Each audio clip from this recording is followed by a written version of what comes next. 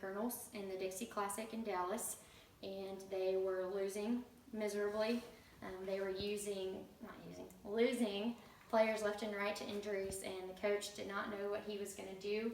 And then he remembered that he had one more player by the name of E. King Gill, who was actually up in the press box helping the announcer identify players on the field. And so the coach waved him down, and he came down and had him wear the uniform of one of the running backs that was out in the first quarter.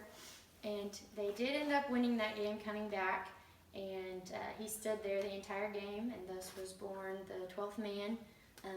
Now the tradition is carried on by students in football and basketball games where they will stand the entire time.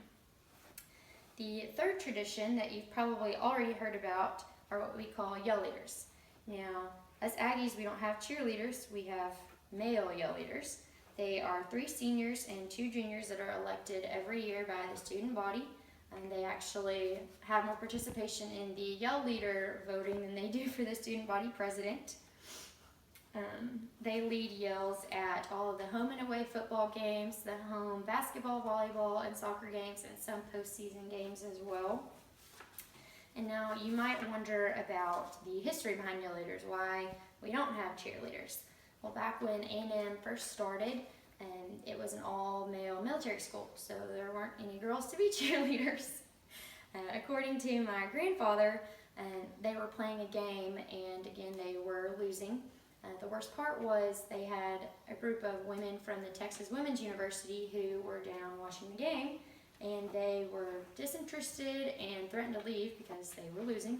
And so the upperclassmen had to figure out a way to keep these girls here, so they told the freshmen, we gotta entertain them, we gotta figure something out, so go figure it out. And they came back dressed in white coveralls and started leading yells to the crowd, and they ended up loving it, so they decided to incorporate it into the repertoire of the rest of the games in the future. And the attention was so focused on the freshmen that it was decided that only upperclassmen would get to be yell leaders from that point on.